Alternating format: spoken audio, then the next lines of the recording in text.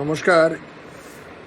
Slip disc বলে যে রোগটা আছে, যেটার মধ্যে কোমরের মধ্যে স্পাইনের মধ্যে কম্প্রেশন হয়, নার্ভের মধ্যে, স্পেশালি নার্ভ রুট, সেটার মধ্যে দেখবেন কোমরে ব্যথার সাথে একদিকে পায়ের মধ্যে পা টানবে, কোনো একটা দিকে বেশি একটা দিকে কম, বা একদিকেই হবে, একদম কোমর থেকে নিয়ে পুরো পা, বা শুধু পাওয়ার মধ্যে ব্যথা করবে, মানে একটা জয়েন্টের মধ্যে করবে না, পুরো পায়ে করবে। তো এই পেশেন্টেরও এরকমই ছিল। তারপরে যে কারণে আমরা স্লিপ ডিস্ক, যেটা খুব কমন রোগ, খুব কমনই দেখা যায়, তো সেটা এমআরআই করাতে ধরা পড়ে। এমআরআই করে ধরা পড়ে ওনাকে অপারেশনের জন্য অ্যাডভাইস করা হয়, এবং অনেক দিন ধরে ভুগছিলেন উনি। তারপরে উনি অপারেশনের জন্য রেডি হন। আর এটা হচ্ছে কি ওনার অপারেশনের দুদিন পরের ভিডিও, যেখানে উনি হাঁটতে পারছেন না এবং কোনো ব্যথা নেই।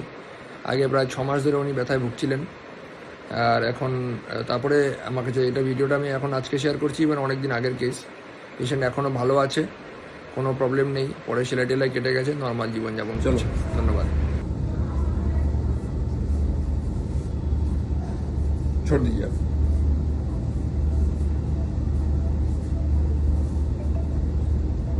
ऐसे अभी है, दर्द है?